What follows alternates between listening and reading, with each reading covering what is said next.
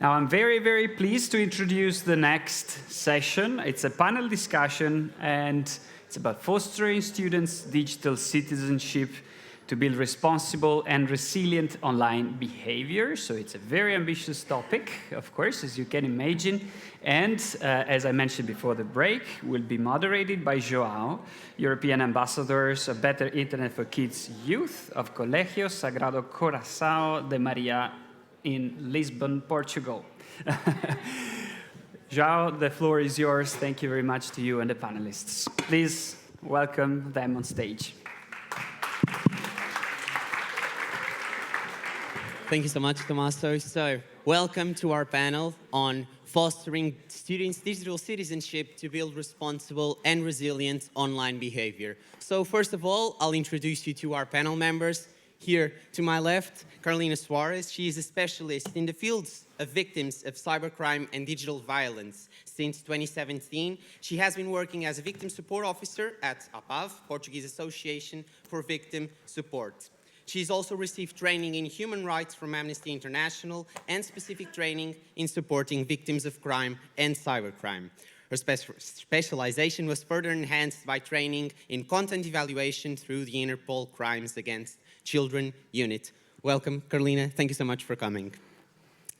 To her left, Eva, with over 7 years of experience in the education sector, she works at the intersection of developing partnerships and collaboration for digital education, policy, and technology to empower youth and their communities in the digital age.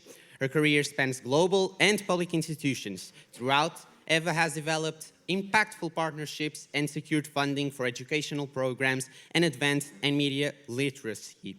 Currently at Tralalere, who coordinates Safer Internet Friends and the Awareness Center Internet Without Fear, Internet Sans Crainte, Eva leads the development of international partnerships for supporting young people in building critical thinking skills. Thank you so much for coming, Eva. We're very glad to have you here. Moving on, Anna. She's the head of Cyber Threat Prevention Department at NASK and also the coordinator of the Polish Safer Internet Center. She's an expert in digital technology in the context of cultural phenomena and social practices. Also in 2018, she was listed in the 100 people who contributed to the development of digital skills in Poland. Anna, thank you so much for coming. And finally, Charalambos Vrasidas, or Pambos, is the current executive director of CARDET, Center for the Advancement of Research and Development in Educational Technology, which is the leading independent research education center in Cyprus. Charalambos is also a professor for learning innovations and policy and associate dean for eLearning at the University of Nicosia in Cyprus. Charalambos, thank you so much. So, let's start our panel in a little different way. So, I have a warm-up question prepared for every single one of you. So I'll start with Carolina. So we have been talking throughout this day and yesterday about how we can change the online world and how to educate people what we would love to see being perfect in our internet and digital life and digital world. So Carolina, say you have a magical superpower and you can do anything you want and change anything you want in the internet. What would you do? Thank you, João. Just so you know, we didn't know about this question before, so so it's a nice one. What I think, well, when I was like 13 years old, there was no Facebook, so it's a quite different environment now. But I think if I could, one thing I wish, at least for my children, would be for them to have like a vision superpower to detect what's real, what's not, when they see content, if that's fake or alterated, if they're viewing some sort of video of someone that has radicalized views, so that they can detect when that happens and to be able to breathe and walk away from that content. I think that would be amazing if even adults could have that sort of superpower. Thank you so much, Carolina. Charalambos, the same question to you. how would you change the internet if you had an amazing superpower that you could use to make the internet even better? Yeah, you know, these things that are happening with AI, and you hear the evangelists of AI talking about the abundance. So if that was to become a reality, and actually there was a way that this would seamlessly eliminate all evil, and there will be universal well-being for all, digital or not. Good, thank you. So now, Anna, Eva, a slightly different question to the both of you.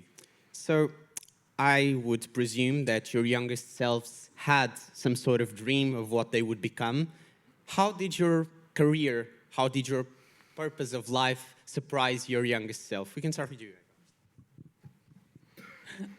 So actually, after I received this question, really kind of went down memory lane thinking about my childhood and also my career, kind of understanding how did I end up here. And maybe to just give a few words about my childhood dream. Oh, well, when I was younger, I really loved watching animation. I discovered at a young age that I really liked to draw. And then over the years, I became really interested in music as well. So in the beginning, I really also loved video games and thought, okay, maybe one day I'll be a graphic designer or video game designer. And as you can see, I'm neither of those things. But at the same time, as I got older, I started thinking a little bit too in terms of the connection between creativity, education, and also human rights. And I ended up studying international politics by the time I got into university.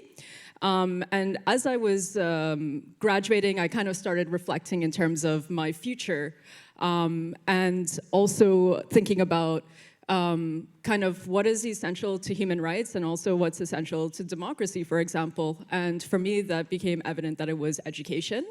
And so that's how I ended up in the field of education and kind of connecting it back to my childhood dreams in terms of art and also maybe even video games in some aspect. Working at Tralalere and with Internet Sans Compte, we've also kind of started discussing too the importance of pedagogical experiences that are about scenario-based learning and also gamification sometimes.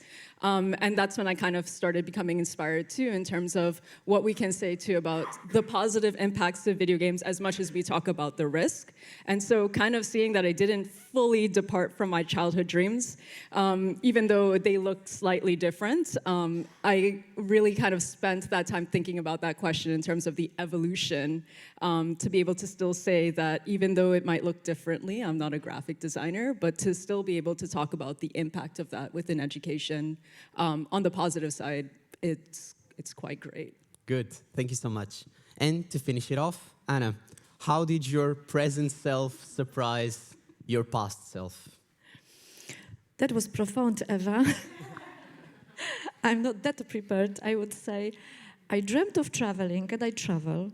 I wanted to travel with purpose, and I travel with purpose. I wanted to explore cultures, different cultures, and I think internet is a phenomenon by itself. It's a kind of a culture, and I keep exploring it. So I think somehow I fulfilled my dreams. Thanks. Good. Thank you so much. So now let's dive deep into our panel's topic of discussion, starting with you, Eva.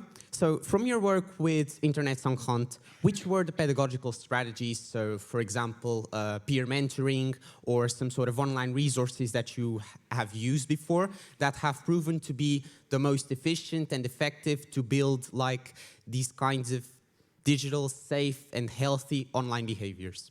Yeah, thank you. So to kind of go back a little bit too on that question, I was thinking too about digital citizenship and also what does that mean, and maybe taking away the digital and really kind of focusing on the word citizenship. What does that mean? And I think we all have kind of an understanding of that. It means that we have responsibilities and a role within society and also community, which is something that's really important. And so I think when we talk about digital citizenship, I don't think that we should forget about citizenship in terms of that foundation. And I think kind of talking about the pedagogical strategies for that, what we really need to, and psychological resilience, it's also about helping young people and also adults feel connected to that community, and also having kind of the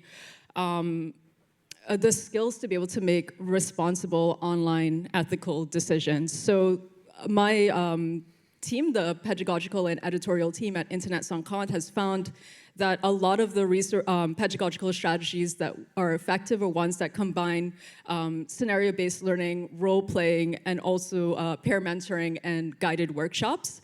And the idea is combining approaches and strategies that can really build upon cognitive, social, and emotional competencies that can really create a layered defense for combating online risk. And the most important aspect of this is that we have a program, for example, that really draws onto this called Stop Violence. I use that kind of as an example. It's our serious game for combating cyberbullying, but it's an investigation that high school students can use within the classrooms and also at home. But the idea is that they really are being put into the shoes of both the victim, the bystander, and also the persecutor of cyberbullying to develop empathy. And really the importance of creating experiences for both young people and adults is that we can reflect on how it affects our lives. And I think experiences is something that's really important for how we respond psychologically as well, and to create kind of a resilience towards that. So I think it really, it depends too in terms of what your aim is, but in terms of creating psychological resilience, I think that we need something that resonates, and sometimes being able to be put into the shoes of the other is really important to be able to kind of understand what does it mean to act responsibly in the real world and also in the digital world, and also to understand that maybe the divide isn't so strong in both of those realities. Thank you so much, Eva. So now over to you, Anna.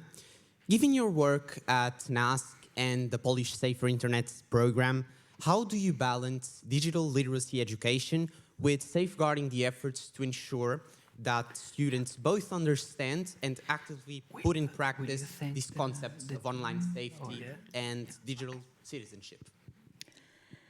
That's a very hard question, actually, because these are two things that should go hand in hand. But somehow, I think yesterday in the afternoon in a panel, somebody said that each school happens to be sometimes the unique universe. And I think in Poland it's like this. We have lots of schools, and all depends on a kind of a school, on this unique, universe. And if you find there empowered teachers, involved authorities of the school, then it's very easy. But what we observe is that very often is a kind of a homogeneous discussion. I mean, for example, now it's totally on the top of discussions is the banning of smartphones at schools. And it will be this kind of a homogeneous discussion, like we have to ban smartphones because they cause this and that. And it doesn't go together with the discussion, okay, but how can we implement also the digital devices into the school life? Yes? So it happens, but sometimes, but most of the time is only about banning. So there's a huge difficulty in connecting those issues. And also from my perspective, if we would be more concentrated on the digital skills, on the digital literacy, then probably we would have less work as a safeguarders. Because like for kids, if they go out at home and they go to certain direction, it's always safer than they are just going out to hang around. Yeah? And this is what happens with the internet now. It's left alone and they just hang around. We have in the research institute where I work, we have a big research that we keep repeating each 2-3 years. It's Teenagers 3.0, this is how it's called. And we also checked, for example, how they encounter illegal, harmful content, for example, pornography. And the majority of them, it's always, we found it because we were bored, we found it because we were just scrolling and it happened accidentally. So if we would be more concentrated on those skills, on really guiding them at home and in school, they would be more focused on their goals, on what they can do, they're interesting. So these are, I think, the biggest problems. Like, for example, we also did now the very new research about the AI in education. and we checked what kind of emotions teachers have for example, ChatGPT, but not only, generally for the AI. And it was quality and quantity research. And it was also so interesting because you could read only the perspective of each teacher that took part in the research. You couldn't see any policies there. You couldn't see like any major ideas coming from school. It was always like I am using, let's say, popular Polish surname Jan Kowalski. I am using, for example, ChatGPT to better adapt my lesson scenarios, to work better at school, but it's only me. I don't know what others do. I don't know what the direction of the school thinks about it. So it's a bit like a secret, a bit like I'm just, I'm one of the most like technical four at school. So it's always, like very individual. And I think this is the big problem now, that it doesn't go like together like a full discussion on how the digital technology should be implemented in the school curriculum, and it based on people, on individuals. Good. Thank you so much, Anna. So, Carolina, with online support evolving for victims and with more hotlines and helplines coming up, what are the surpassing and the emerging challenges that you foresee for the coming years, in the coming months, that need to be addressed, and how do institutions and educational institutions can collaborate with organizations like APAV to provide more proactive solutions?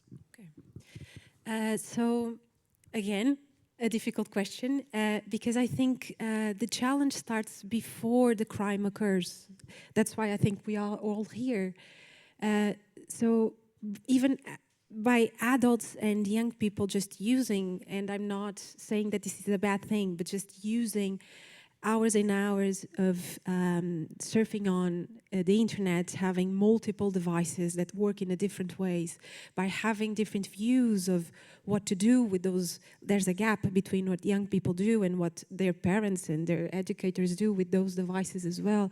So I think one of the first challenges is there, because that gap, that first gap, contributes to not be able to educate, to have a safer way to navigate online, to be able to breathe. I say this a lot to people: when you see some sort of content, before you react to that content, breathe. Try to stop, because you feel something when you see a violent video, a picture of someone being bullied or whatever it is. You feel something, so let yourself feel that before you react, because I think we are all very rushed to react, to like, to share. So there's a challenge there to be ethical using like the online world, and to be able to educate everyone, adults and children, to be able to use it in a safe way.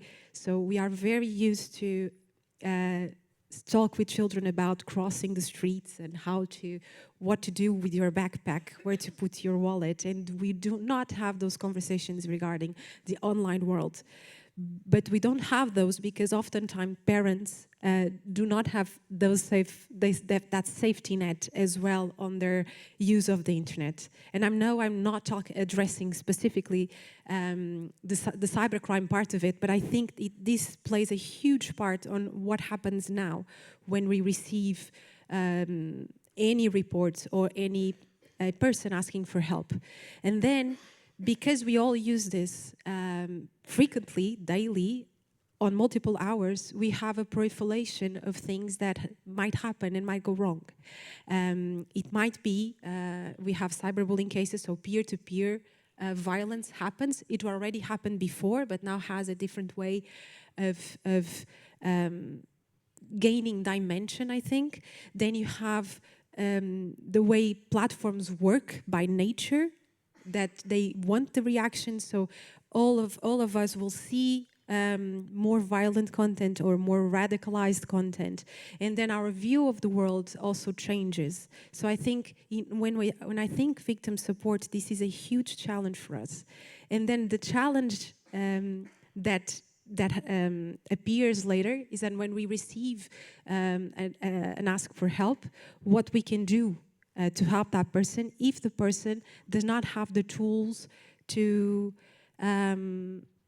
react accordingly. If I can explain this, sometimes it's very difficult for us just to explain what to do when you are addressed by someone on the online world. What to do, how to change a password, how to change a profile for public to private. And this is sometimes very difficult with an 18-year-old, a 20-year-old, a 40-year-old. So those basic things that we need to be able to do are very hard. So I think when we think about contribution between victim support associations and schools, I think educators and professors are, by definition, the ones that are on the front lines. They can see the changing behavior. They can see how the class works, what the challenges on those universes, little universes are. So they can try to be able to identify those, anticipate, and then try to connect with an association that is close by to be able to proactively work on those issues before the harm occurs. And if it does occur, it's really good for them to know where to ask for help, because sometimes this is also very difficult when you are already in a situation. Thank you. So to finish off this first round of questions, over to you, Charalambos. So you're our academia expert for the day. So how do you balance awareness, willingness to learn, and acceptability from both students and professors in addressing these challenges of our rapidly evolving digital world with the challenges of this same online world around us? Can I use my superpower? You can. Well, I think that, first of all, thank you to the organizers for the opportunity to be here. It's been a very intense learning journey yesterday and today. One of the things that keeps coming up as we were discussing, I think we need to go back to the basics and first agree, what do we want to do? What are the citizens we want to prepare? What is our vision for education? And then start talking about digital and well-being, because before talking about digital well-being and acceptance and all, we first need to agree what is well-being. What are we talking about? Feeling good, learning, happiness. If you look at all the definitions, even the digital well-being definition, the keywords is not digital, but it's informed, ethical, a positive contribution, you know, a lot of fundamental things there, I think. And also to facilitate the acceptance, and we need to be evidence-based. I mean, we need to show what the evidence says, and we had some very good presentations during the sessions that we saw evidence. So we have to be able to make policies and practices that are evidence-based, and need to address a bit the tensions, you know, digital or not. On one hand, we want digital skills. On the other, we want to disconnect. On one, we say we don't have enough technology in the classrooms, but it's okay to ban it. Let's not bring our own devices. We want to disconnect or connect. We want to be innovative, but we want to regulate it. And then, I mean, we need to decide. I think, and these messages are very confusing for teachers. I used to be a teacher. So when they hear all of us experts and policymakers trying to figure out what we want to be when we grow up, and then if you walk into a classroom and see the challenges of teachers, rarely they have to do about digital. It's about the curriculum. It's about the assessment. Everything is test-driven. I mean, there are serious things there. And I'm not touching the social justice issues because it's a whole chapter of its own. So I think if there is one thing, we will have to be able to be open, agile, and learn, constantly learn. That's probably the best strategy forward. Thank you so much. So our first round of questions, I think you all advocated for the need to go back to the basics, to educate ourselves, not only teens, but also parents and educators. And that's the way to move forward and to learn, but also to ensure that there's some sort of digital safety and a background that is secure for us teens and all users of the internet, really, to go on. So thank you so much. Anna, for our second round of questions, I'll start with you. So let's touch on education. Let's go a little bit into our education. So you have extensive experience in digital education. So how do you ensure that students not only understand these online safety principles, but they actively integrate them into their daily habits? How do you do that? That's again a huge challenge, because always the way from the road from the theory to practice is the most difficult road. We all know the theories of many, many things, but it's very hard to implement it into our daily lives. I remember a situation from first years of my work. We did some workshop for kids. They were about 7, 8 years old. And we did a quiz on privacy. And they all answered correctly, perfectly, 100%. And then the little girl came to me and she said, but I can tell you everything you want, including my address, you know, name, surname, and that's it. So it stayed with me because it shows how kids are driven by trust, the little kids. And that's why we absolutely cannot assume that small children will follow any rules that we will tell them to follow, especially online, because it's not that much touchable as, for example, the rule on how to cross the street. It's a little bit more subtle. So this is the moment when we have to totally protect. We cannot assume they will be able to live safe by themselves. We have to protect. And then we have teenagers. And it is also like very unfair because we keep blaming them. Like it's your fault that you cannot implement theory into your everyday life. And you cannot live along with cyber hygiene. But actually they are totally trapped. I mean, they are totally manipulated by the algorithms. They live in a designed world made to be as almost prisoners of the social media. I thought about the answering of this different question, like what I would like to change. I think I would like to change and to go back to the times when you could just be offline and doesn't feel any pressure to be online. Like they are really under a huge pressure. They have FOMO syndromes. This fear of missing out, yes, they just cannot be, offline without thinking what is going on there. All of their peers are there. As a parents, we are horrible role models, horrible ones. We could see this on the presentation last day, but we really do all things bad. We hand devices too early, and then we show the worst possible practices. Like we all parents scroll at home, and in the same time we say, okay, put your phone down, don't scroll anymore, and we are scrolling. Because we can, yes. Who will tell us not to? So I think we are very, somehow, it's not honest from us. And I think we have to really change it somehow. We have to stop hiding ourselves behind all those slogans, but we have to be based on really strong examples, on strong, like you said, like on strong evidence, building a trustworthy relationship with the kids and really keep explaining them why this can be unhealthy, why it can influence their relationship, why it's so important not to sleep together with the phone. But before we will give this advice, we have to, by ourselves, stop sleeping with our mobile phone. So this is from me. Thank you. So, Eva, to you. Touching again on the educational subject, because it's something that you've all talked about in our first round. So diving a little bit deeper into that, what are the challenges, in your view, that arise when trying to implement digital citizenship programs across diverse educational systems, and how can schools integrate these kinds of principles better into their curriculum? Thank you for that question.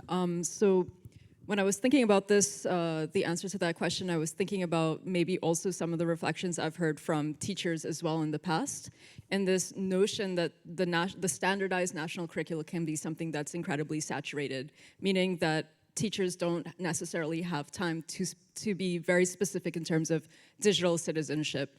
I think also when we think too about what do we mean by digital citizenship, I think there needs to be kind of clarity in terms of that terminology as well, which can be really helpful in terms of how to integrate an actual curricula that focuses on digital citizenship.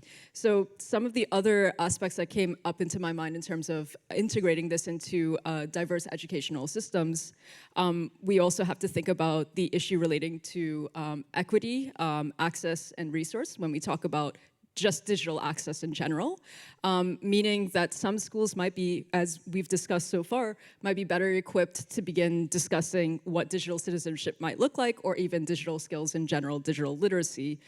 So for example, you might have young students who have grown up with digital access, who've grown up with computers, for example. So maybe they might have a head start in digital literacy. But what about the students who have not had that head start? And how do we make sure that the standardized national curricula that's saying, okay, here's media education, here's digital literacy, we want you to dedicate this within your civic education course, for example. How do we ensure that the students who might not have had that head start in discussing digital literacy in their lives are well equipped to also be at the same level as their peers, in the sense of how do we make sure that we do not perpetuate other inequities. I think the other aspect that we really have to consider too is this notion of time for teachers, resources, and support. I think when we discuss just digital literacy or digital citizenship in general, we have to acknowledge too how quickly emerging trends in technology continuously change. Today we're talking about AI, but maybe just 2 years ago we were simply talking about algorithms and social media. But the issues when we talk about AI, those issues don't disappear because the algorithm is driven by the AI or the AI is driven by the algorithm. Very unclear because of the black box, but still, they're incredibly relevant. And so how do we make sure that we provide teachers with both the time to reflect on this, to be trained on this, and also to have the resources to be able to implement this in the expectation of the national curricula. So I think those are kind of the main things that I think of, and maybe to just summarize it is the question of time, resources, and also equity. Thank you so much. So, Charalambos, in your role as an academic leader, if you can say that, sounds very important. Then it's not. So what are the shifts that you see in digital education policies that could better support the development of responsible and informed online behaviors? Tricky question, I know.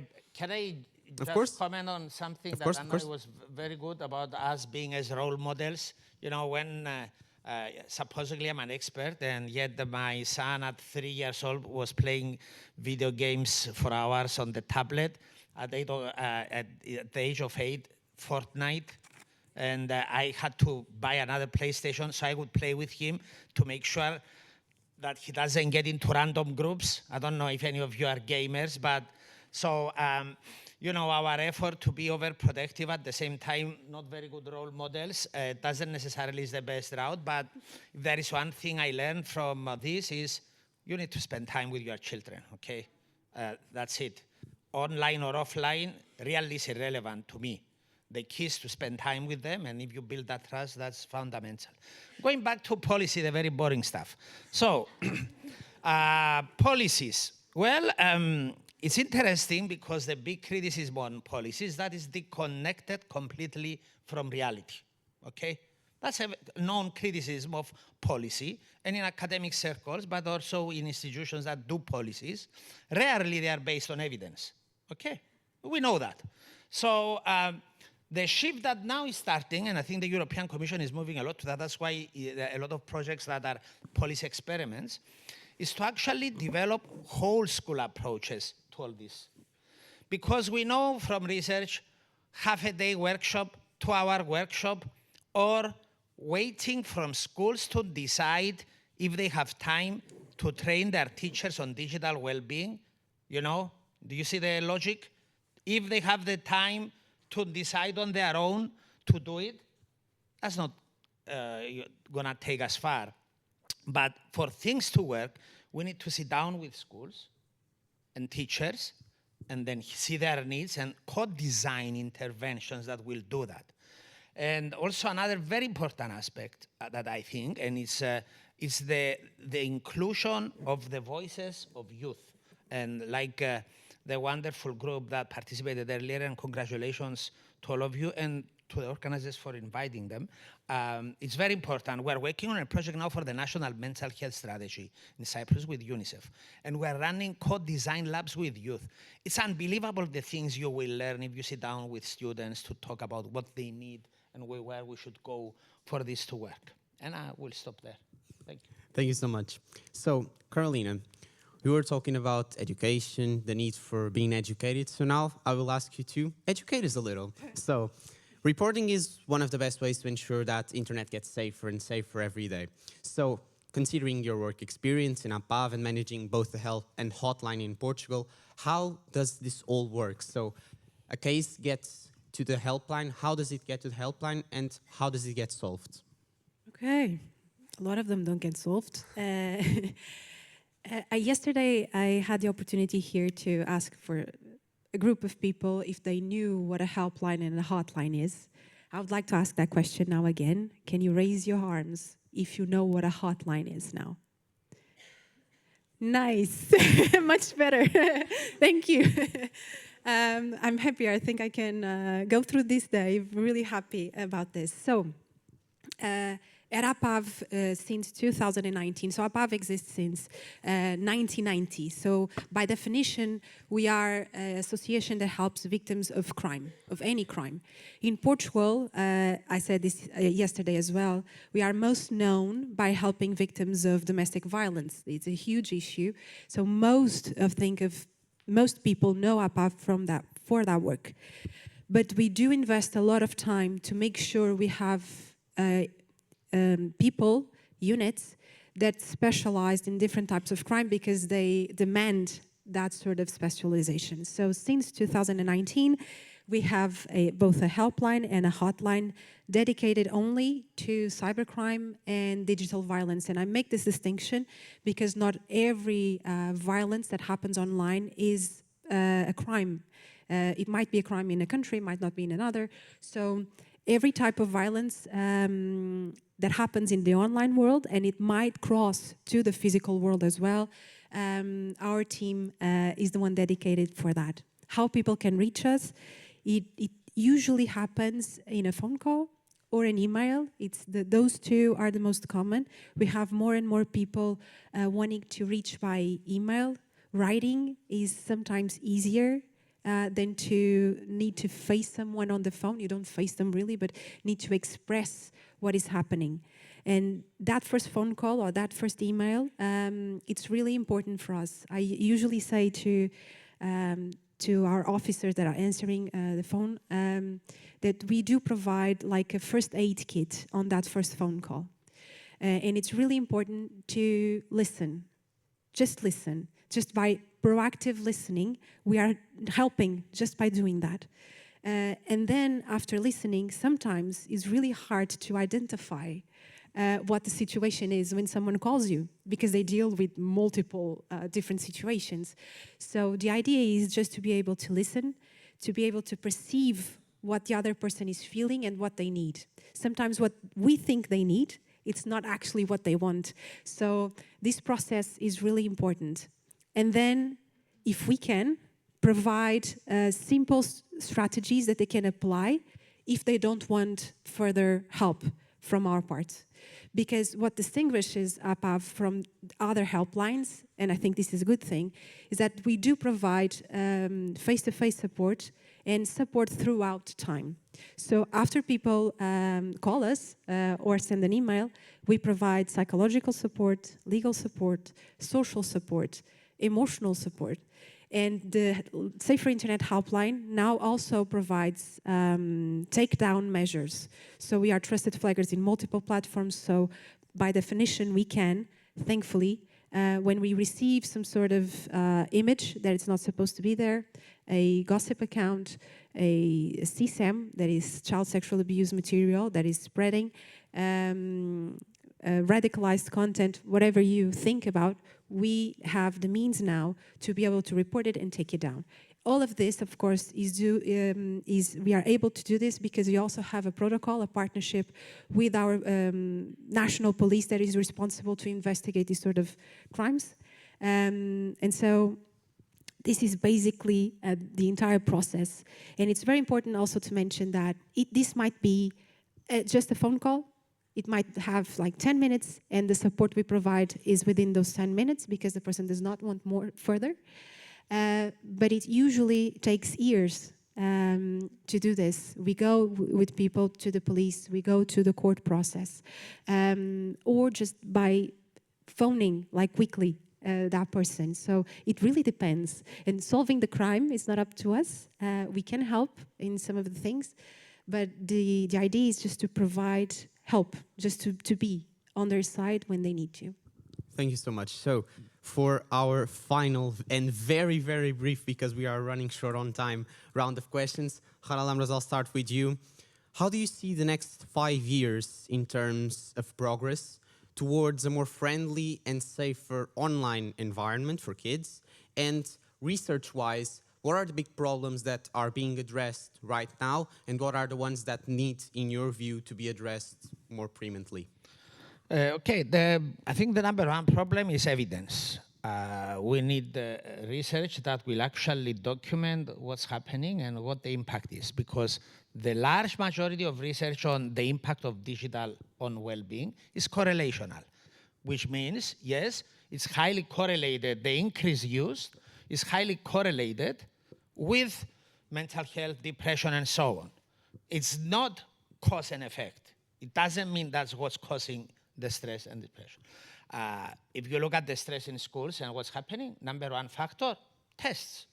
You want to have well-being, remove tests and exams. That will solve the problem instantly. I mean, we know, this is what's happening. The other important thing I think that we are going to see is focus on prevention.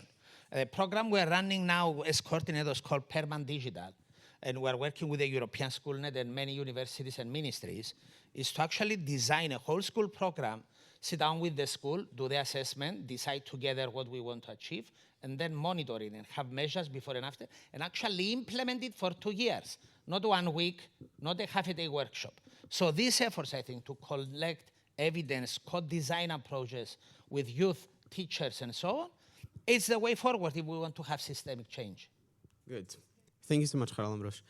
Eva, over to you. So a bit of a different question here.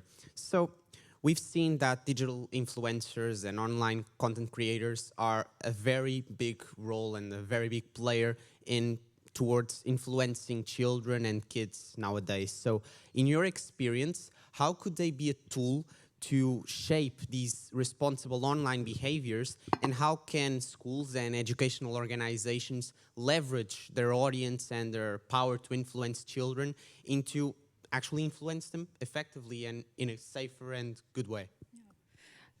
So thinking about the influencer culture today, I think it's really interesting to reflect in terms of how our consumption of news and media has changed rapidly, I guess, within the 10 years of the rise of social media.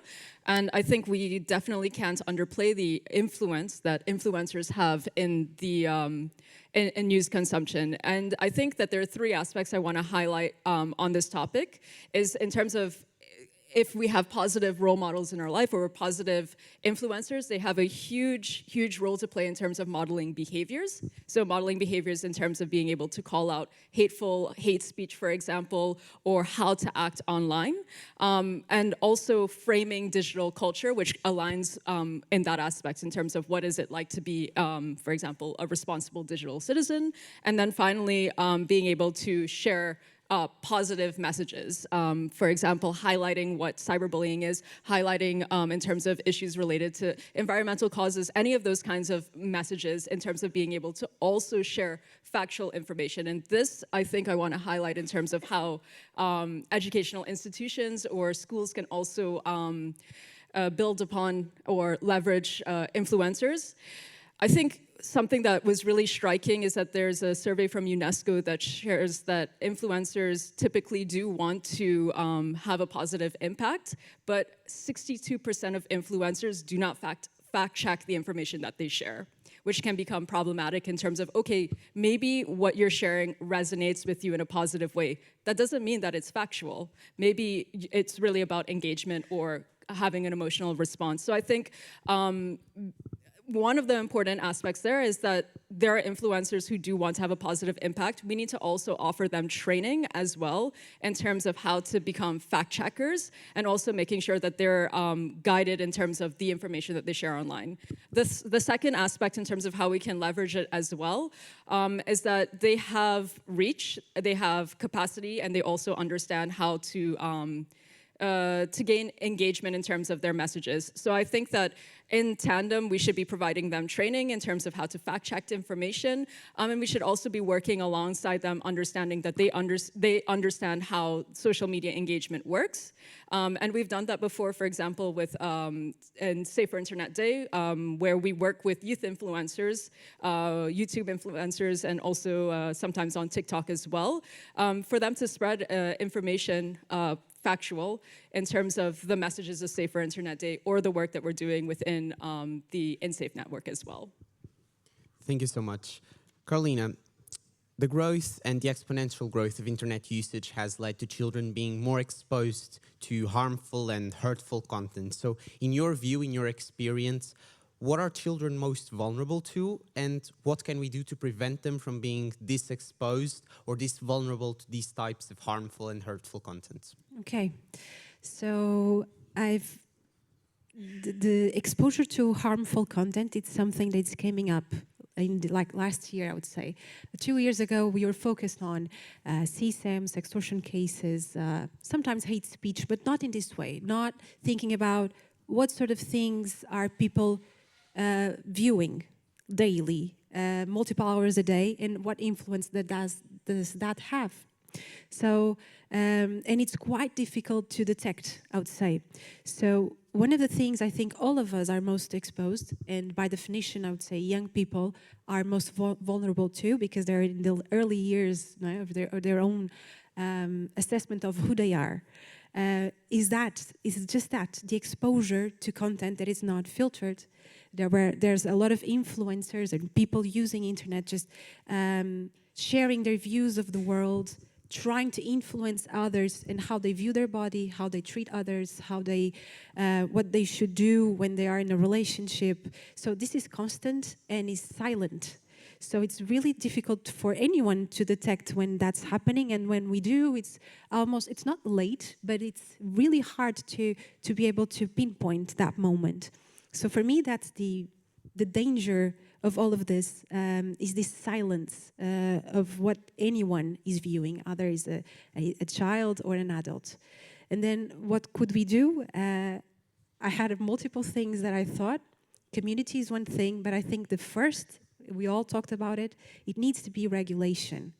So because we will continue using devices, yes, we need to, we all need to prevent, we need to know how to use them. But if we keep on getting videos and content that it's not appropriate, that are violent, and they just spread, it's really hard to be able to prevent. So regulation is really important. And then I would say community is the second thing. And by community, I mean a whole thing. I mean the parents, I mean a brother and a sister, I mean a teacher, I mean the neighbor next door, and the school, and then the wider community, the people that are also crossing paths, including associations for victim support, including policymakers, governments. So this is a wider community, and it needs to work together when something goes wrong. And multiple times this is really hard. In cyberbullying cases, it's really hard to connect all of these different points to actually be efficient in the way we work. I'm not sure if I answered it, but yeah. Thank you. So to briefly finish, Anna, given Poland's national approach to online safety education and policies and frameworks that are in place right now or that are to come, what are the policies or national frameworks that have been the most effective in exactly fostering responsible digital citizenship amongst students? Okay. Firstly, you can be a very good role model playing together because you can show it's not necessary to play all night or to break for dinner. They were killing like the first minute. So not a very good role model. And coming back to policy, well, now there is a huge multi-level collaborative approach to new legislation. We all know we have kind of a tsunami of regulation and policies. We are still waiting what the DSA will bring up. We are also in Poland waiting for some new acts about also the protection against harmful content and illegal and but the majority harmful, not only CSAM, but also the harmful content.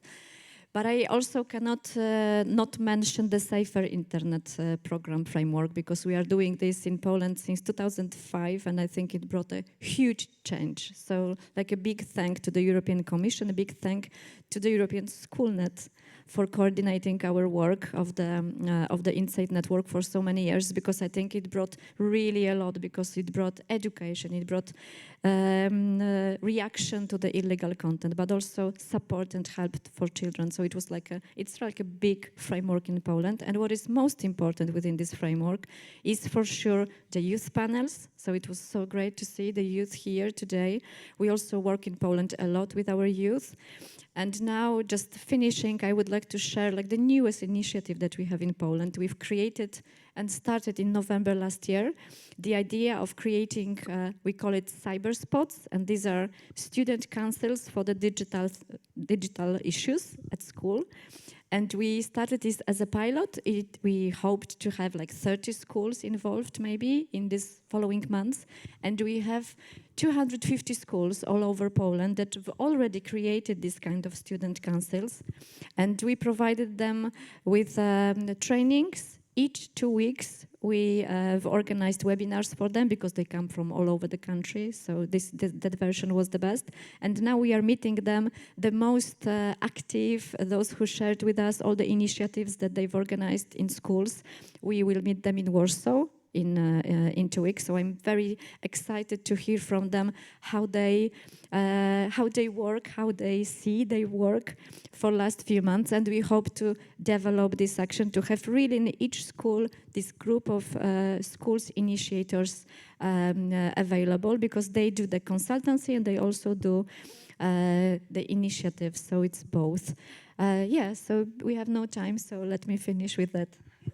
Thank you so much. Thank you to all of you for your inputs, for coming together and coming here to talk with us and to elucidate us a little on what you have been doing in your own countries, what are your beliefs. Over to you, Tommaso. Thank you so much. Thank you. Thank you. It was a brilliant panel. And thank you very much for your contribution, you, João, for leading. I've learned that it's not AI that will steal our job, it's these youngsters. So very good. I'm very happy about that. And now